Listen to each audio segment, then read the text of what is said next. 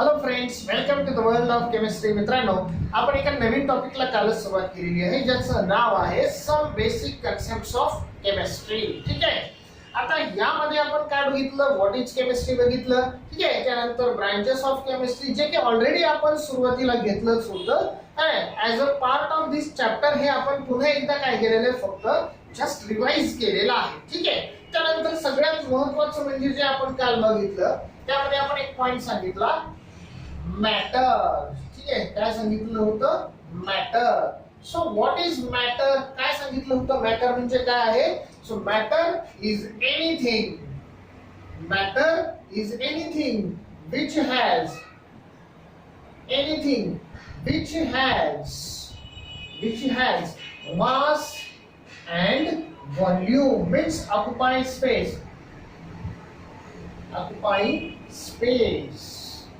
ठीक आहे. अशी कोणतीही गोष्ट, असं काहीही असेल की ज्याला काय आहे, स्वतःचं मास आहे आणि जो काय करतो, स्पेस ऑक्युपाय करू शकतो. ठीक आहे. यालाच आपण काय म्हणतो, मॅटर असं म्हणतो. काल मी एक्सप्लेनेशन याबद्दल दिलेला आहे. नाव आज आपण बघणार आहोत classification of matter. Classification of matter. मॅटरचं आपल्याला पाहायचं आहे क्लासिफिकेशन. ठीक आहे. आता क्लासिफिकेशन करायचं आहे म्हणजे कुठल्या तरी प्रॉपर्टीच्या बेसिस वरतीच आपल्याला क्लासिफिकेशन करावं लागेल. ओके, लक्षात आलं का. मग मॅटरचं क्लासिफिकेशन जे आपण करणार आहोत, सगळ्यात सुरुवातीला मी मॅटरचं क्लासिफिकेशन करणार आहे on the basis of physical state. बघा, फिजिकल स्टेटच्या बेसिस वरती आपण सगळ्यात सुरुवातीला काय करणार आहोत, मॅटरचं क्लासिफिकेशन करणार आहोत. मग on the basis of physical state म्हटल्यानंतर काय सांगता येईल, बघा की मॅटर क्लासिफाइड इन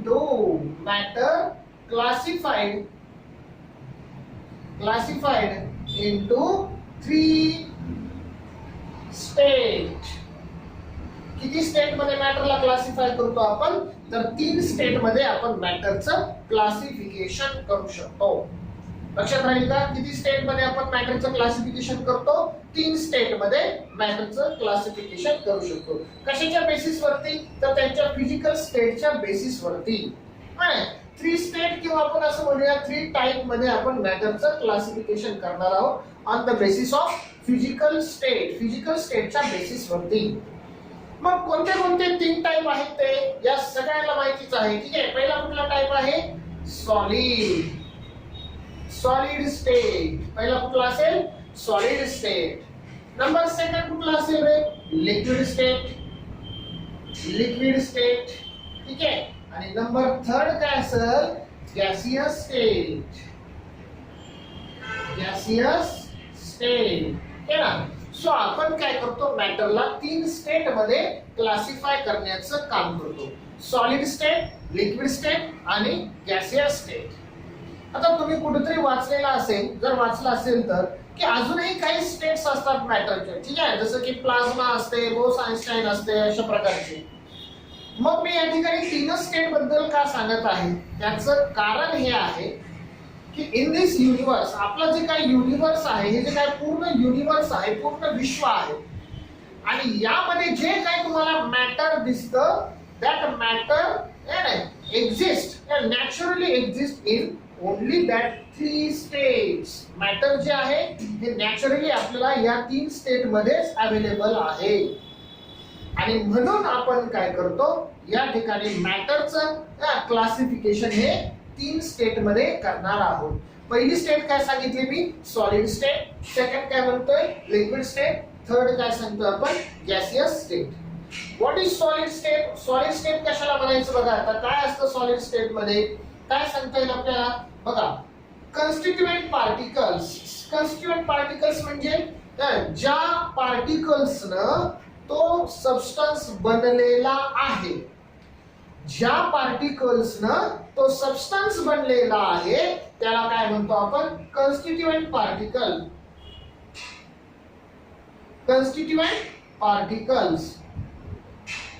बघा, कन्स्टिट्यूएंट पार्टिकल्स आर. आता कसे असतात constituent particles, are held tightly tightly बघा constituent particles हे कसे असतात held tightly in perfect order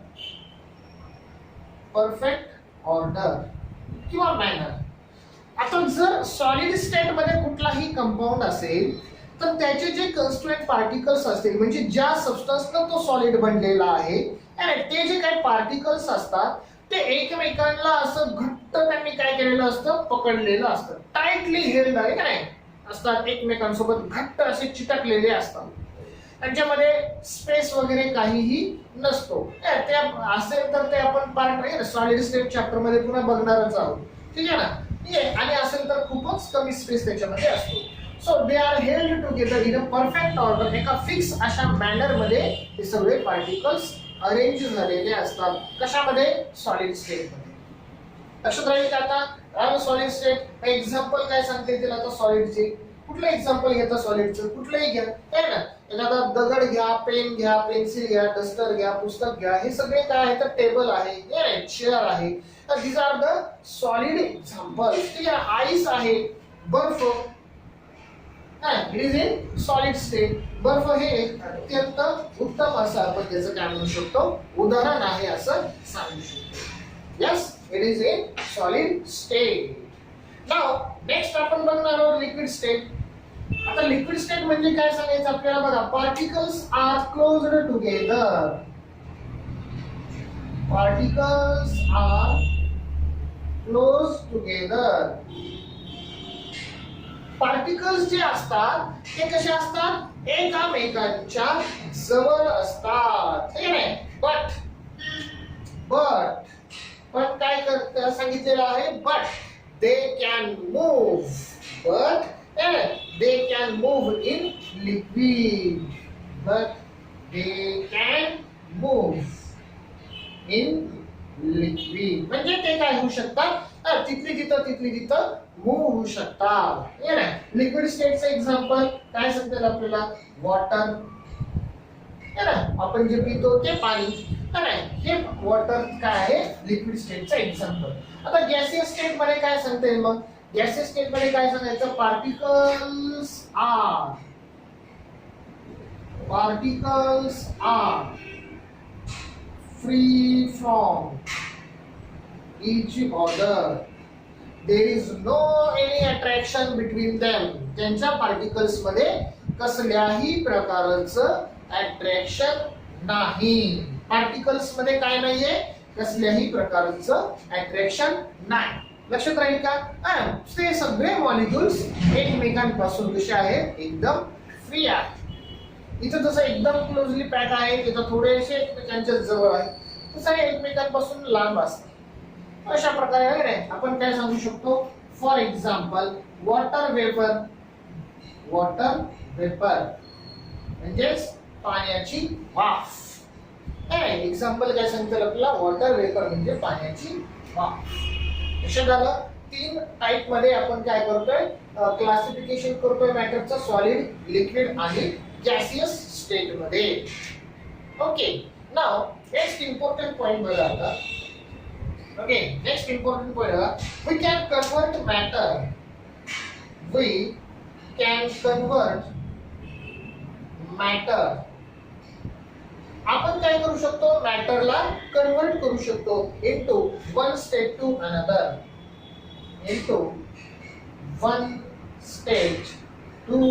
another एका स्टेट मधून दुसऱ्या स्टेट मध्ये आपण काय करू शकतो मॅटरला कन्वर्ट करू शकतो बघा काय सांगितलेलं आहे एका स्टेट मधून मॅटरला आपण काय करू शकतो दुसऱ्या स्टेट मध्ये कन्वर्ट करू शकतो ठीक आहे बघा जर समजा आपल्याकडे एखादा सॉलिड सबस्टन्स असेल ओके त्या सॉलिडला जर आपण काय केलं हीट दिली फॉर एक्झाम्पल आईसचं घेऊया आता आईस बर्फ याला जर तुम्ही काय केलं हीट दिली तर काय फॉर्मेशन होईल लिक्विड स्टेट लिक्विड मध्ये जाईल म्हणजेच वॉटर फॉर्मेशन होईल जर आपण या वॉटरला जर हीट केलं तर काय फॉर्मेशन होईल हे ना गॅसियस स्टेट मध्ये जाईल वॉटर वेपर्स फॉर्मेशन होते ठीक आहे, वॉटर वेपर्स फॉर्मेशन होते.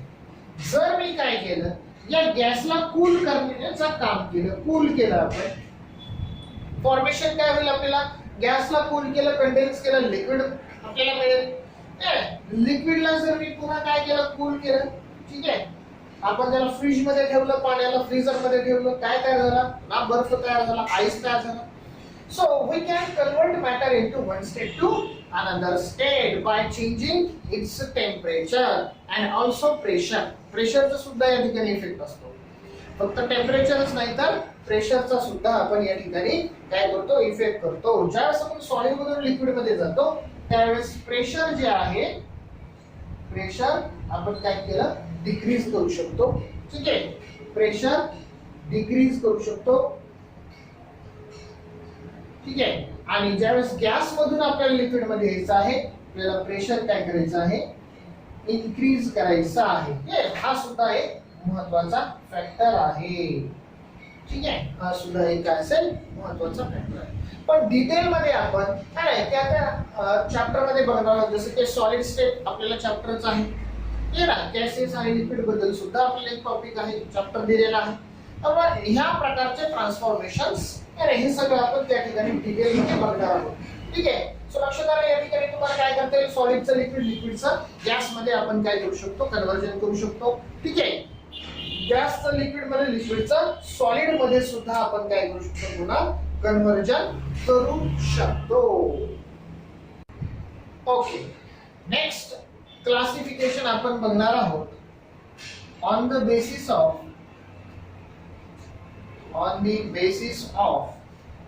composition. ठीक है, on the basis of chemical composition.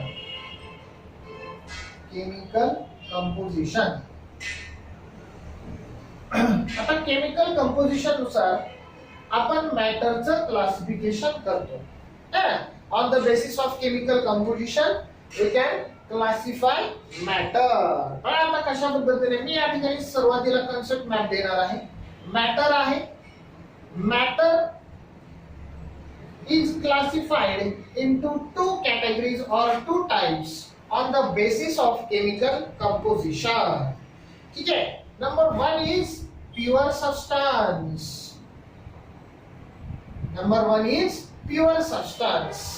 And second is the mixture. Okay, मॅटरचं आपण दोन टाइप मध्ये क्लासिफिकेशन करतो. एक आहे प्युअर सबस्टन्स आणि दुसरा आहे मिक्सचर. ठीक आहे, या दोन टाइप मध्ये आपण क्लासिफिकेशन करणार आहोत. मग प्युअर सबस्टन्सला जर आपण बघितलं तर pure substance it is also again classified into two categories. One is the element